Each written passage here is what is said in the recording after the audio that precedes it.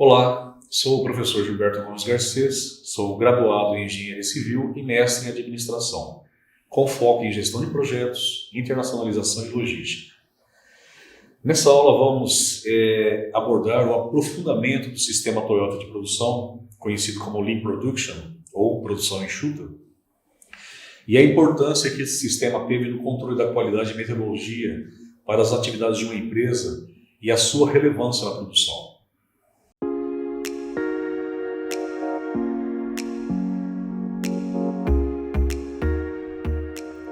Nessa segunda aula de controles da qualidade e metodologia, nós vamos falar a respeito de elementos da produção.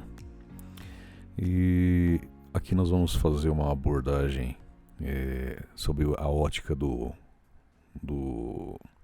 autor Pascal Dennis. E aí nós vamos falar a respeito dos elementos da produção enxuta. E esses elementos são os que sustentam o sistema Toyota de produção. Eles devem ser ditos que foram as causas fundamentais para que a Toyota emergisse como detentora de um poderoso sistema de gerenciamento de produção. E tudo perfeitamente sincronizado com as novas regras de competitividade surgidas já na década de 1970. Na verdade, eles são responsáveis por grande parte dessa competitividade. E aí o que acontece? A redução dos custos, como eu já tinha dito na aula anterior, ela começou a ser aplicada já na década de 1950 pelo engenheiro Taiichi Ohno e começou a fazer com que todos os esforços fossem concentrados na identificação e eliminação de perdas. E aí essa identificação passou a ser a base ao qual está estruturado todo o sistema de gerenciamento da Toyota. Dennis, em 2009, ele afirma que os elementos do sistema da produção enxuta eles podem ser explicados como uma representação de uma casa.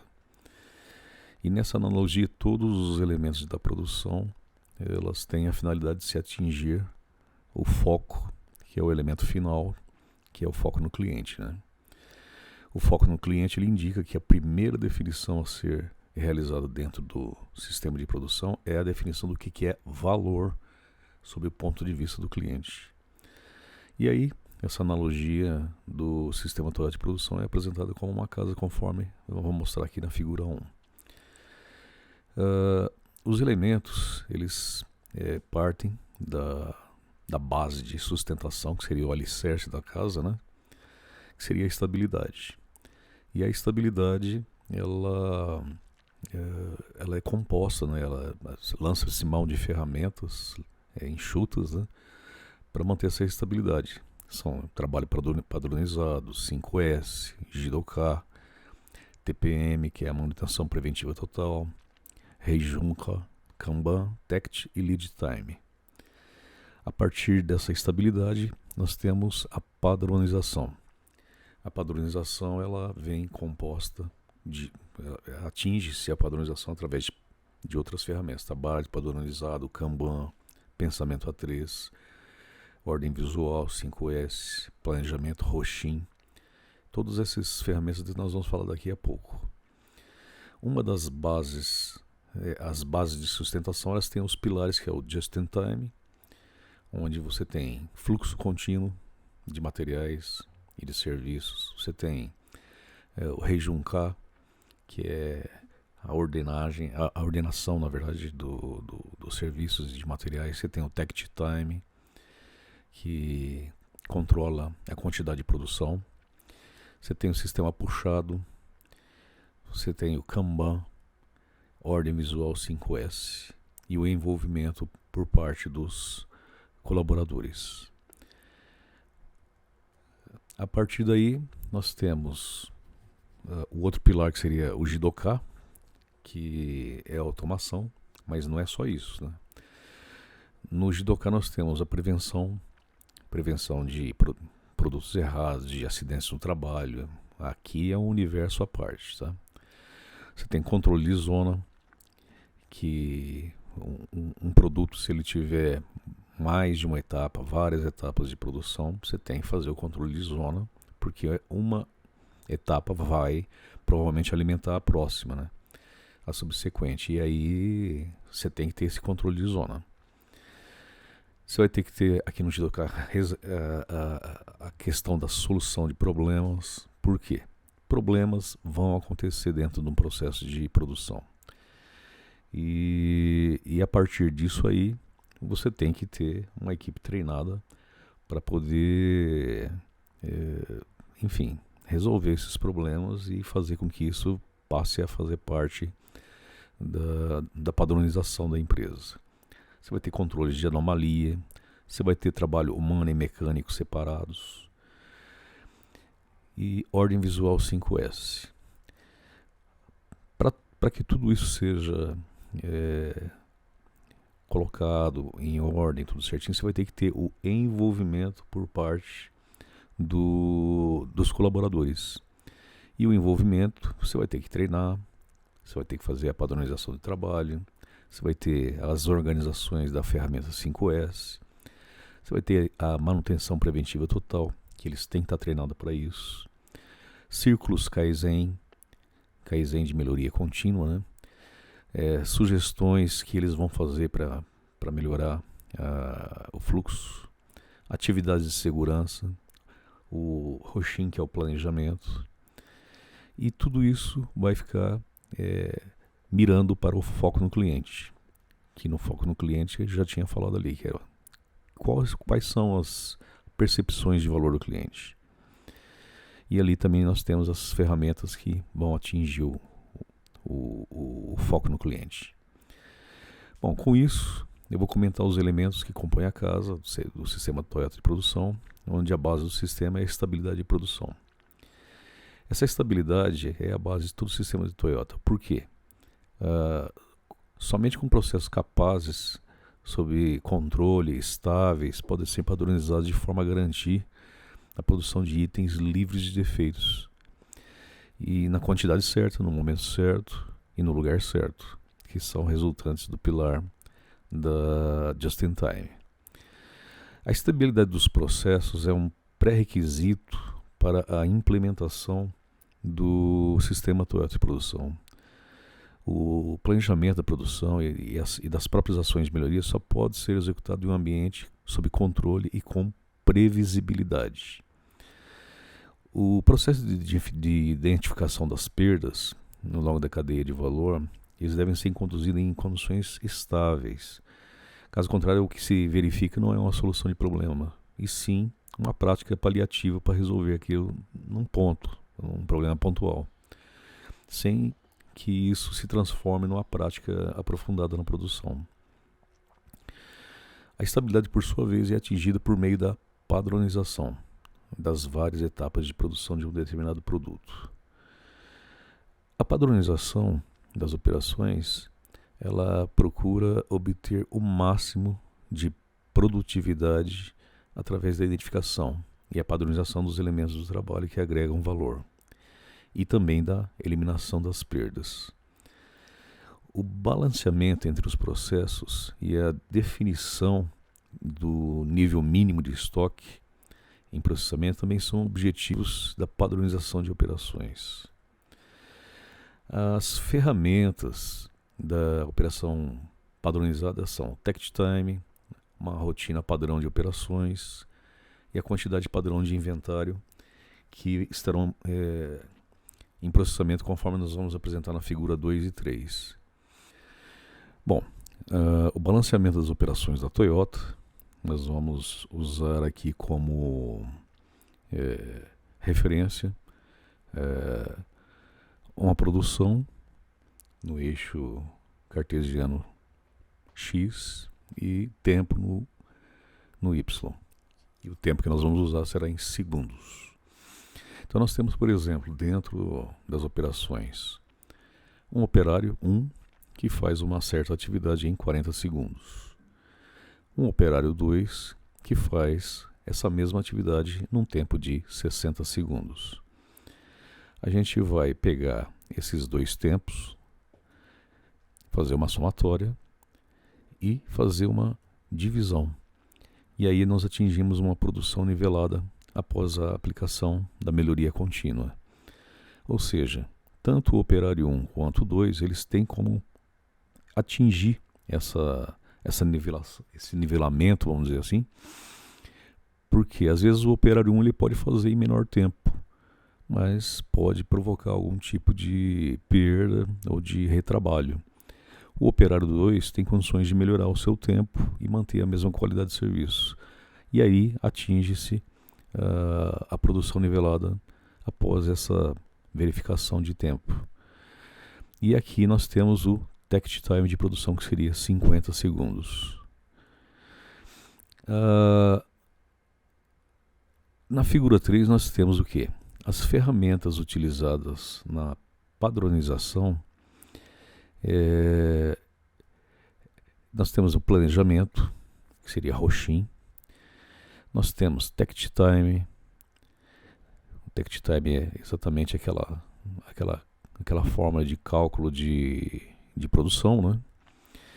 Nós temos ordem visual, que é organizar, separar, limpar, enfim. Nós vamos falar mais tarde a respeito do 5S. Trabalho padronizado. O trabalho padronizado ele é o quê? Tudo o que você consegue colocar nas normas de procedimento da empresa. Kanban, que são os cartões que vão emitir pequenos pacotes de produtos, de serviços para a atividade posterior e a anterior. Pensamento A3, que é tudo que você verifica de possibilidade de melhoria, você consegue colocar num papel A3. Vamos falar mais tarde. Com essas ferramentas nós atingimos a operação padronizada. E essas operações, à medida que vai passando o tempo, os colaboradores vão ficando cada vez melhores nessa produção. E através das operações padronizadas, aí a gente nivela com a quantidade certa de mão de obra e com a quantidade certa de inventário. Porque não adianta nada você fazer toda essa padronização se você não nivelar e não colocar a quantidade certa de mão de obra ou de produto acabado, que é um inventário para a próxima etapa. Então, para se atingir a padronização e a estabilidade, nós temos os elementos que são os pilares que sustentam o sistema Toyota de produção. O just-in-time, que significa que cada processo ele deve ser suprido com os itens certos, no momento certo, na quantidade certa e no local certo. O just-in-time ele é um elemento que estudos inteiros são feitos em cima desse elemento, porque ele é um elemento poderoso para você evitar perdas, que depois nós vamos falar em outra aula a respeito das perdas da produção, e muitas delas estão ligadas exatamente com o just-in-time. E aí o objetivo da ideia é de identificar, localizar e eliminar. E o just-in-time está ligado à logística, né? E praticamente todas as informações que um gestor ele precisa para identificar essas perdas passa obrigatoriamente pelas atividades da logística. A viabilização do just-in-time ele vai depender de fatores muito, muito relacionados com o fluxo contínuo. E esse elemento é sustentado por ferramentas como essas. Fluxo contínuo, Heijunka. Esse Heijunka não é um elemento, é uma ferramenta que nós vamos falar depois. Sistema puxado, Kanban, ordem visual, 5S. Processo robusto de produção, envolvimento, transparência, atividades de segurança. Atividade de segurança é um elemento muito importante dentro da produção, porque aqui os colaboradores eles têm que trabalhar em segurança, porque um trabalhador que sofre algum tipo de atividade, ele é um trabalhador que não interessa nem para ele e nem para a empresa, né? Ele fica inativo e a empresa também com aquele colaborador que pode ter sido que deve ser um elemento assim com uma segurança e de padrão de qualidade assim acima da média. Nós temos o nivelamento, o takt time, controle de zona, Jidoka e lead time. O Taishi Ohno, ele afirma que o conceito do just-in-time surgiu da ideia de Kishihiro Toyoda, que era o então presidente da Toyota. E de que numa indústria automobilística o ideal seria ter todas as peças ao lado das linhas de montagem no momento exato da sua utilização. E o fluxo contínuo é a resposta à necessidade dessa redução de lead time da produção. E aí a implementação de um fluxo contínuo na cadeia que agrega valor, normalmente ele requer uma reorganização, rearranjo do layout fabril, convertendo os tradicionais layouts funcionais ou layouts de processo em layouts assim enxutos. E aí a conversão das linhas tradicionais de fabricação e montagem em células de manufatura foi somente um pequeno passo em direção à implementação da produção enxuta. O que realmente conduz ao fluxo contínuo é a capacidade de se implementar um fluxo unitário, 1 a 1 de produção, onde no limite os estoques entre processos sejam completamente eliminados, a tal ponto que é representado pela figura 4. A figura 4, que é a produção tradicional versus a enxuta, nós temos operadores separados, nós temos um colaborador que está na etapa 1, aí ele pega os insumos, faz a produção A e cria um inventário A. Esse inventário A, ele passa a ser o insumo da produção B. E da produção B ele faz um inventário B, que por sua vez passa a ser os insumos do inventário B, passam a ser os insumos para a produção C. E obviamente isso vai até chegar no produto acabado, que é o que vai para o cliente. Na produção enxuta com fluxo contínuo, a gente elimina essas perdas do processo e passa a se ter uma linha de produção aonde não se coloca esses estoques intermediários. Simplesmente você pega os insumos, você faz as produções niveladas com a quantidade certa de mão de obra e de inventário e sai com o produto acabado do outro lado. Com isso você elimina inventários no meio do caminho e também deslocamento de materiais, enfim, perdas que nós vamos falar mais tarde em outra aula. A implementação de um fluxo contínuo de produção torna necessário um perfeito balanceamento das operações ao longo da célula de fabricação ou montagem. A abordagem da Toyota para o balanceamento das operações ela difere diametralmente da abordagem tradicional.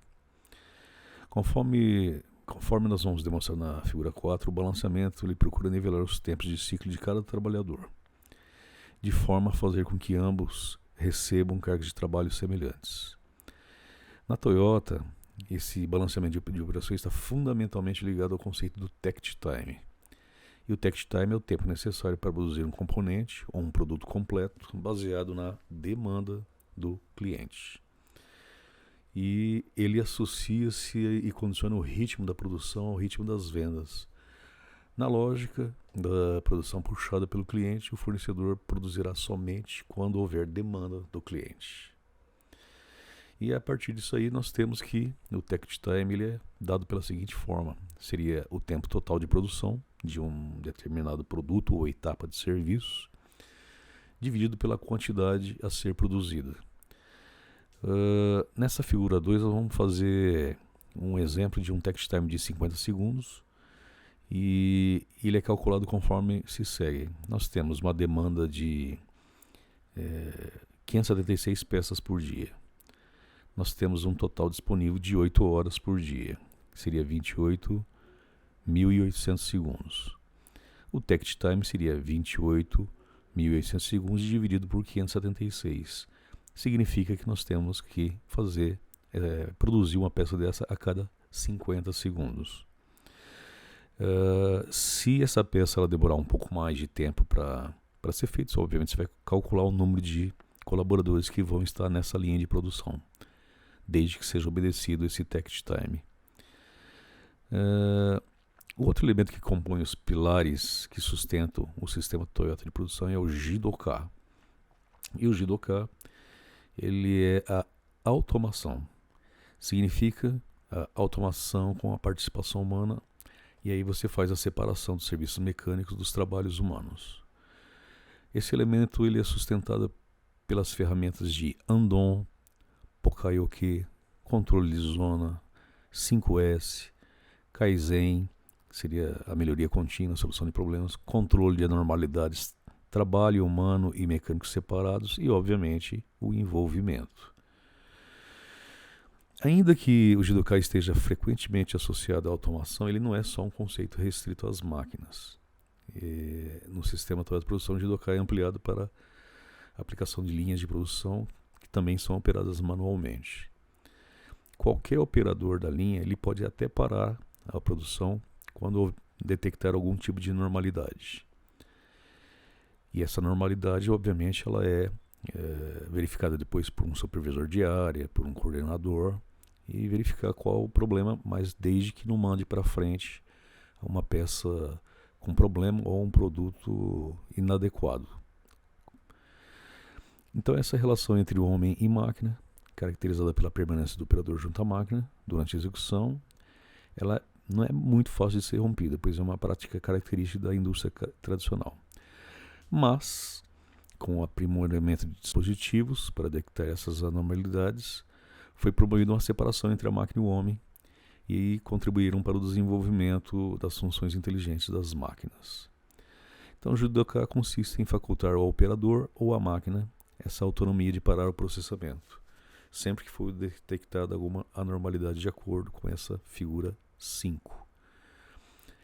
A máquina ela percebe que tem alguma anormalidade num produto que está sendo processado e ela para e mostra o andão luminoso ou sonoro.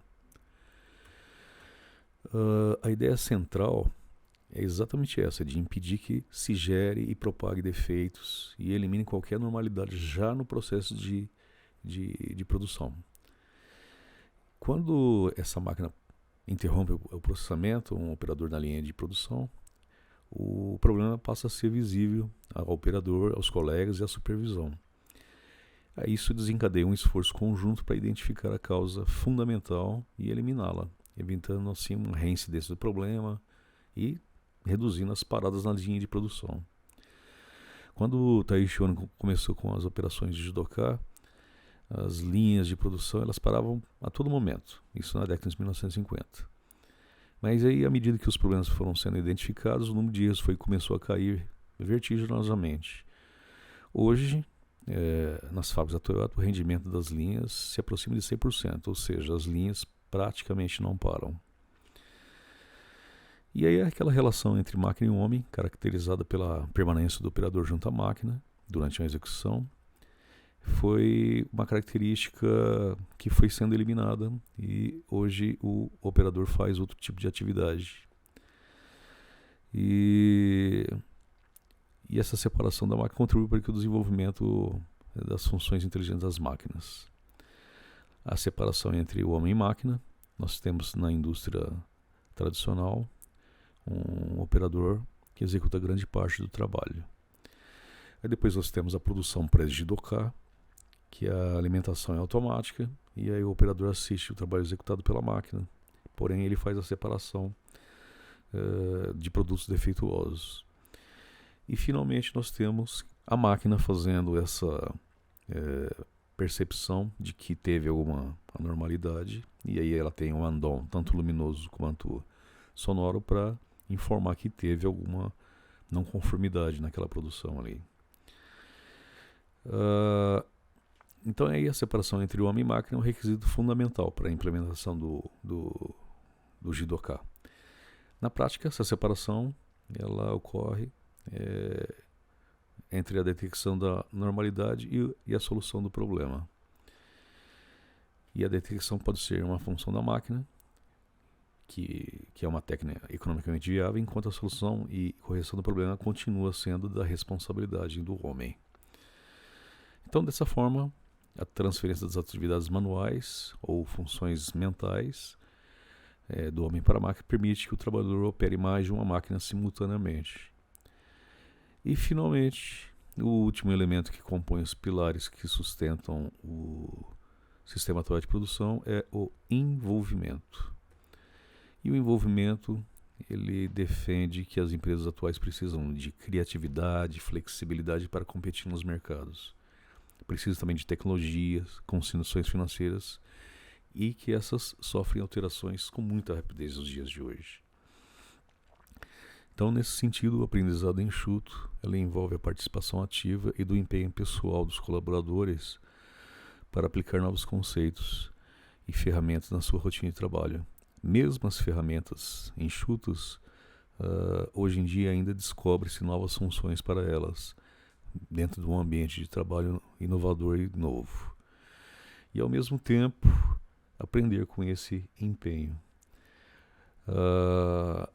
A criatividade, curiosidade, que são desenvolvidas pelos colaboradores através de capacitação e treinamento, elas têm temas como detecção, resolução de problemas e processos de decisão. Nós temos aqui treinamento, que seria um processo para promover a aquisição de habilidades, regras, conceitos e atitudes que busquem a melhoria da adequação entre as características dos empregados e as exigências dos papéis fundamentais. O treinamento ele vai contribuir para melhorar a capacitação dos empregados, que visa aumentar a moral, a eficiência, produtividade, melhoria do ambiente de trabalho e até da própria empresa.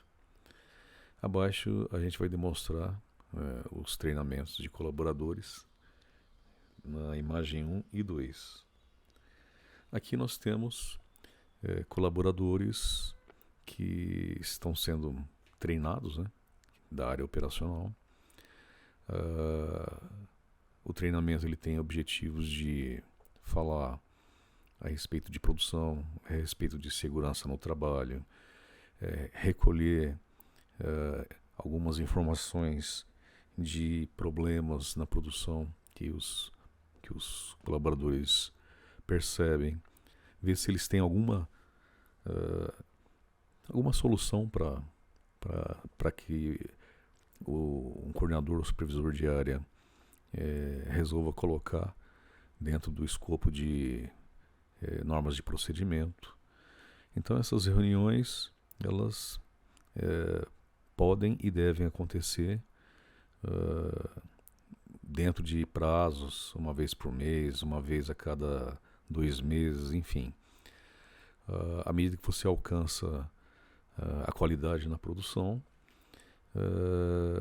você tem também essa condição de estender um pouco mais esse prazo.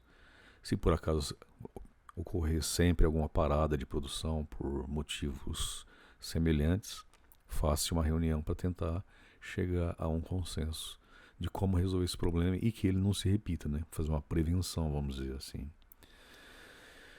Os colaboradores da área logística, da mesma forma. Você tem que ter colaboradores treinados para fazer controle de inventário. Esse inventário não pode ser nem em excesso e nem em falta, porque aí ele vai de encontro com aquele elemento que é o just in time. E também entrega, transporte, manter a estabilidade de produção, a entrega no lugar certo. Então você tem que ter funcionários da área logística, porque é exatamente aí que passam praticamente todas as informações que um gestor precisa para manter essa estabilidade de produção. O desenvolvimento desses colaboradores ele é um processo de longo prazo para aperfeiçoar as capacidades e motivação dos funcionários. Para que você torne esses colaboradores como membros valiosos da organização, esse desenvolvimento ele inclui, além do treinamento, também plano de carreira e outras experiências. Por quê? Você faz um desenvolvimento de líderes, você identifica um colaborador que está na área de produção, mas ele tem uma visão um pouco acima, tem uma liderança natural. Você tem que pegar esse colaborador e desenvolver nele a liderança que já lhe é peculiar. E esse é um investimento que a empresa faz. E esse investimento ele tem que vir acompanhado também de um plano de carreira. Ele vai almejar crescer nessa empresa. Senão você corre o risco de treinar, fazer com que ele fique capacitado e vem um concorrente e percebe essa capacidade e leva ele para fora e a empresa só ficou no investimento. Então você tem que formar e desenvolver os colaboradores enxutos, que é um desafio permanente dentro da empresa, e também uma forma de você criar uma vantagem competitiva. E essa vantagem competitiva ela pode ser também, vamos dizer assim, na competição do mercado, você perdeu um excelente colaborador da área de produção que poderia ser um coordenador, um supervisor de área. Então, esse desafio ele tem que vir acompanhado das compensações. Então, aí vem a meta mais importante do envolvimento. Você vai melhorar a competência dos membros da equipe, porque problemas na produção vão aparecer sempre. E essas não conformidades você só consegue enfrentar de uma forma mais eficiente com colaboradores bem treinados. Resumindo, as definições dos elementos de produção enxuta elas são sustentadas pela eliminação dos desperdícios e pela aplicação das ferramentas enxutas. E isso só vai poder ser realizado com a identificação e a eliminação dos desperdícios que você vai alcançar, que é o que almeja o último elemento da casa da produção de Pascal Dennis, que é o foco no cliente. O foco no cliente, você vai utilizar todos os elementos que nós acabamos de falar da produção enxuta para atingir esse foco no cliente. E o cliente, ele indica que a primeira definição dentro do sistema de produção é a definição do que é valor, sob o ponto de vista do cliente. Às vezes, valor, para ele, seja a qualidade. Ele não se interessa muito com a questão do preço, porque você consegue verificar, um cliente consegue verificar que um produto de qualidade ele custa aquele preço. Isso é bastante claro quando você vê, por exemplo, carros de determinada marca alemã e que os consumidores pagam um preço bem acima do valor de um concorrente, por exemplo, dos Estados Unidos ou da China, porque eles percebem a confiabilidade da marca, o valor que tem ali dentro daquele produto. E aí, partindo dessa premissa, esse valor percebido que o cliente verifica sobre preço, qualidade de produto ou serviço, é uma análise do que é que esse produto ou serviço ele vai levar de benefício para aquele bem e o que será capaz de gerar. Engana-se quem acredita que o custo-benefício ele se baseia apenas na oferta e procura do produto. Nada a ver. Isso aí tem sim o fundamento dentro da produção puxada e implantada pelo nosso genial Taiichi Ohno, mas também tem questões que significa que um investimento pecuniário que um cliente faz, ele vai ser dotado de alguma forma de satisfação a ele após a compra. E isso também você leva em consideração na entrega de um produto ou serviço. E o valor pago pelo cliente ele tem que ter um diferencial em relação à percepção que o bem custa. Então, o preço não será tão significativo se ele vier acompanhado dessa percepção de valor de qualidade do produto.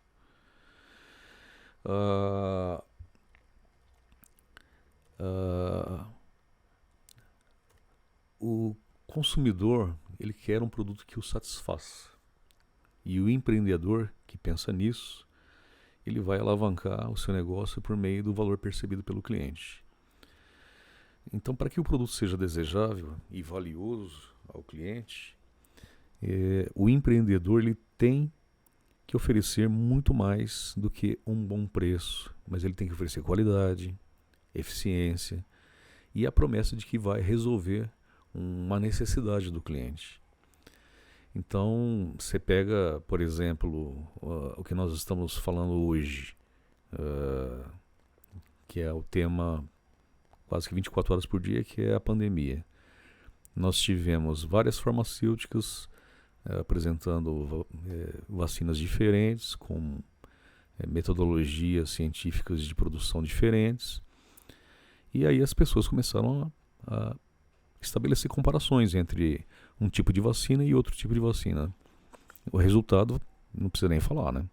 A maioria prefere determinado tipo de vacina, outro tipo, e fica essa discussão. Então essa percepção do cliente, tem também a questão do, não adianta nada a vacina ser de primeira grandeza, mas ela não está sendo disponibilizada no momento certo, na hora certa.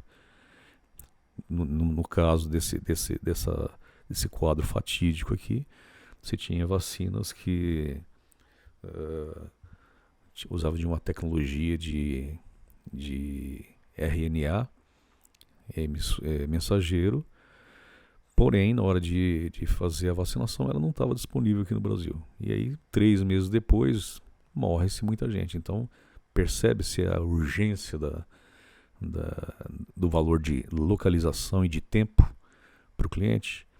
Esse aí é um exemplo, infelizmente, fatal para esse momento que nós estamos vivendo, porém é um exemplo que trata muito bem da questão do valor de tempo e valor de localização. A partir disso aí, nós temos as considerações finais, depois de passar por todos esses elementos da produção enxuta, a gente vai tratar na próxima aula, né,